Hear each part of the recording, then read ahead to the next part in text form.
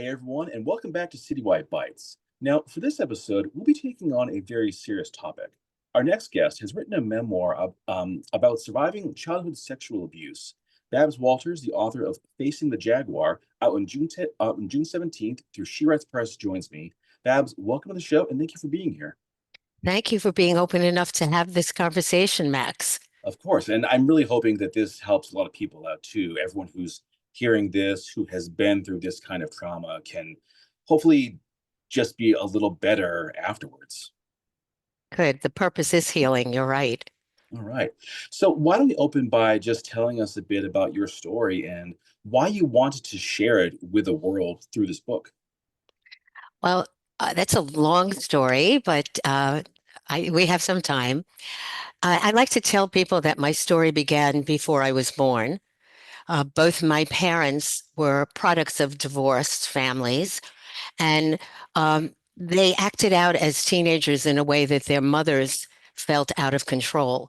So both of them were sent away to a reform school for Jewish juvenile delinquents. And even though they kind of knew each other from the neighborhood, they connected when they were there.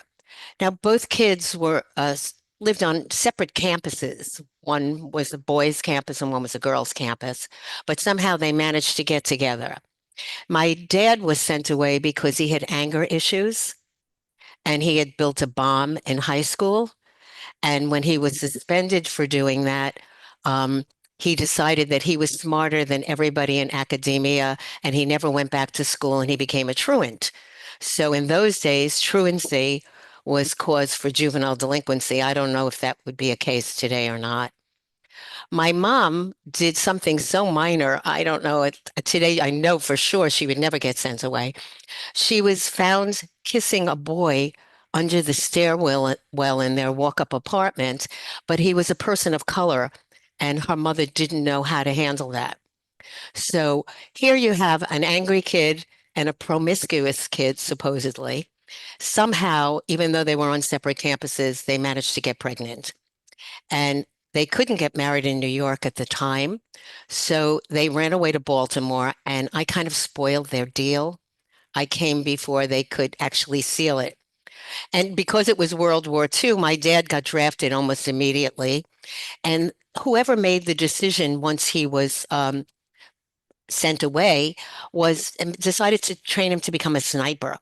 So he was taught how to kill directly with one shot and never miss. So here you have this angry kid who is learning how to kill people. And you have my mother all alone in a city that she knows no one, and she's a child raising a child. And what happens after a year and a half when my dad comes home? There's another man in the apartment with her. So this became their dance throughout their lives. They stayed married for 72 years, but you can see the pattern that was happening. It was a very tumultuous childhood. There were plenty of beatings and neglect. And then, of course, once I began menstruating, my father introduced me to womanhood. That's the nicest way I can say of explaining it, Max, without grossing people out. Now, I've learned in telling my story that most families have secrets, the kind of things that don't get discussed around the dinner table, the kinds of things that have a lot of shame and guilt tied into it. And my dad told me that if I ever shared our secret, that he would have to kill me. And when you're 11 years old and your dad has spent years beating you, and now he's hurting you in another way, at least I was terrified that he would really kill me. So to cut to the chase, I'm one of these kids who loves to read. Reading gave me a way to escape what was happening at home. And one day I'm looking in the encyclopedia, and after the Incas of Peru and incense, I find the word incest. Nobody had ever spoken to me about that before. I was 11. It wasn't a topic that my friends discussed, but it said that it was sexual relations between two people too closely related by blood to marry. Nowhere in that educated definition did it say anything about being afraid that someone was going to kill you, or about the pain, or about the shame. And I felt like I was so alone in the world that I made a promise to myself that someday I would write a book so some other little girl would not feel so all alone. And Max, it's taken me this long to get this book out there. So that tells you how many years of healing that I had to do. So that's basically how the book came about. I just want to say first, if I am so sorry that you went through all that. That's beyond horrible. And I also give you a lot of credit for having the courage to share this because I know for a lot of folks, I know it's so hard to share this kind of thing. So, like we said before, we're really hoping this kind of helps people to share their own story and hopefully find some healing along the way. Um, I do want to ask though about one of the themes of this book. I know is healing, like healing through uncovering your own truth. I'd like to ask about you, about how you kind of healed by uncovering your own truth. Well, it was hard for me to notice in all of the relationships that I went into after I left home who the common denominator was. But, I'm on marriage number 3 right now, Max. So pretty soon you have to ask yourself, even though all these guys seem to be different, what's the same? 45 years of therapy. I call myself a self-help junkie. I love webinars, podcasts, books, anything that I can find that helps me get to the next level. But it's not, well, I guess healing is not a destination. It's really a journey, and I am still on this journey. But if I could say anything to people about what this healing process is my life was totally meaningless to me when I left home. I couldn't make any sense out of what had happened to me. And all I could think of is that I was a really bad person, and that's why bad things were happening to me. So, what I had to do is I had to come from a completely different way of looking at my life. I began reframing things. And my frame here is that in order for me to give meaning and purpose to what happened, I shine that light in a really dark place. And I'm hoping that through my story and through my work, that other people will begin to shine lights in those places too. Okay. Let's talk about the writing process. You're more or less like reliving your own life and everything that happened to you. How did you approach that? Were there any parts that you have really like struggled to kind of get through? Well, that's a fabulous question. And I must have had 12 interviews already this year, and nobody's asked that one. So thank you for that one. Um, I wrote a book before, 7 years, 8 years ago. I wrote a business book called "Your Employees Did What." I was a human resources executive, and I was taking 30 years of experience and putting it into a book. But so this was very different. Um, I actually met somebody who wrote a memoir and asked her how she got started. And she told me she took this writing course called, remember, Health Self-Help Junkie, um, how to write your memoir in 6 months. So that seemed like just about right up my alley. I joined the course. Obviously, I had to take it twice because it took me a year. But I didn't know anything about writing memoir. And one day, one of the coaches said to me, you're going to be 80 years old when this book comes out. So who's going to want to read a book about 80 years of somebody who's nobody ever heard of, is not a famous person? You got to find the story within the story. So we made it a coming of age story, how I confronted my my family. And the story ends there. So obviously I have 2 more books in me, Max, but we'll see what happens there. But one of the other coaches, they were 2 coaches, and the other one really profoundly impacted the direction I took. She said, in order for somebody to read your book, they, excuse me, they either need to identify with your story or they need to see something about themselves in it. You need to find a universal truth. So I don't know if you had an opportunity to read it, but towards the end of the book, I do some research into the things that my parents told me about their lives. And through doing that, what I discovered is that both my parents had been traumatized and had not been able to, in their lifetimes, resolve their trauma. So what they did is they passed it on. And my goal was to break the chain here. And that's why I mentioned to you before about family secrets.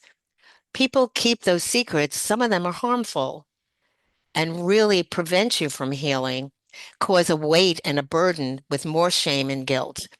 So if I can help anybody start to open up and share their secrets, whatever it is, then we can leave the next generation a lot healthier than the one we came up in. I fully agree with that. Fully agree. Um, in the writing process, in doing this book, do you think you may have gotten a different or new perspective on your own life? That's a very good question. And I think about that almost daily. That I thought I was writing this book for the world. I thought, boy, this world is a mess. And if I could repair just my corner of it, then I'll be doing something useful with my life before it's over. But what's surprising to me is I continue to heal, that I find more and more grace. It's not possible for me to totally forgive my parents because they behaved very poorly, but I feel like if they were not connected to me and I had heard about them or met them, I would feel very differently about them. I would fully understand where they were and where they came from. Okay. I want to ask about the title of this book, but also the cover design because it's a very unique cover design. Of course, a Jaguar on the Mm. cover, and an old picture that I'm going to guess maybe your parents when they were younger. My Um, sister and your, myself. sorry, sister and yourself. My mistake. Yeah. What went into deciding how to like design the cover, but also naming the book? Well, I have to say that my publisher knows what she's doing. Um, you didn't ask me this question, but my sister is not happy about the book. So, um, we have decided to stay in our own lanes, both politically and about the book. We don't discuss it. But my original title for the book was Sorry, Sis, This Story Must Be Told. That was my original title. But my publisher noticed as she was reading it that there was what she called a through thread. I hadn't even noticed it because I don't know these techniques. It's actually like a theme, and this jaguar played a very important part in my life as a child and a young woman. So she thought that by putting a jaguar on the cover and facing the jaguar, that it shows about my confrontation to what happened to me and the courage that it took to be able to move past it. And in order to make the cover as dramatic as we could, we used the little picture from 1953, Belmar Beach in New Jersey. So that's what you Oh, see there. okay. Any significance with that particular photo? Could you say that again? I'm sorry, I didn't hear that. I was wondering if there was any significance with that photo. Well, it's two little girls romping on a beach carefree. Little did they know what was coming in their life. Oh, okay. I see. I see. Now, we talked earlier about healing, about how it's not a destination, it's a journey. How have you healed? Well, what would you say has really helped you in your healing process? Well, I have to tell you that when I was in my 40s, one of my friends granted me a gift to NYU to take a novel writing course. And in order to get accepted into the course, you needed uh, to submit 3 chapters and an outline. And of course, my writing was good enough to get in the course. But one day the professor pulled me aside and said to me, I think you need to go home. Here's why. Even War and Peace has some peace in it. Your book is just too painful. Nobody's going to read it. So that's where I was at that time. I had two remarkable therapists. They're both gone now, unfortunately. I do acknowledge them in the book. They were instrumental in doing some very unusual therapy. Even my publisher had said to me one day, that's what she did. Are you sure that's what she did? Are you making that up? Um, they were like ahead of the curve. You see, today in school, kids learn that Nobody should touch my body in a way that makes me feel uncomfortable. If they do, I have people I can tell, and I can tell them to stop too. I can speak up for myself. But we're speaking generationally before any of this was out there. And you and I both know, Max, that statistically, the reported cases that we see of child sexual abuse are so underrepresented because most families don't share it. So to have two very advanced, avant-garde kind of therapists was huge, but I still had to do the work. And one of my favorite times in my childhood was going to school because it was safe in school. So I do the homework. When I get a self-help book and it says, you know, at the end of this chapter, answer these questions, write this in your journal, go take this action. I'm doing that. So one of the therapists called me a human doing instead of a human being. So, I mean, this is just my personality. So somewhere inside of me, I have some good genetics. I can't tell you where they came from or who they came from, but I have something special, and that's really what helped me keep pushing forward. Okay. Now, at the time of this recording, we're about like a week away from the release of the book. Um, Exactly. how are you feeling right now, knowing that the story is soon to be out there for the whole world to read? Well, I have to say it's scary. It is scary. But I've been doing a lot of radio shows, podcasts, and articles in the past 2 years, getting ready for the launch. And it is very rewarding to me when people come up to me afterwards or write to me afterwards and say, thank you. I needed someone to give me permission to do that. And on my website, I have two offerings for people who might have a secret that they need to get started working on. One is an anonymous secret no more postcard, which we post anonymously um, without editing, by the way. And the other is a checklist, how to tell if you're ready to tell. And there are three different stages. Some people might just need to write it on a piece of paper, tear it up, and flush it down the toilet. Some people might be ready for help telling a friend or maybe writing a journal entry, but somebody might be ready to tell the world. And I just want to be that person that they could say, thank you for leading the way. So I have to keep reminding myself of that when I get scared. And the last thing is that there's a real difference between putting words on paper, writing your story, and reading it out loud to an audience. So I have to say that's the scariest part about the launch. I'm going to be doing readings.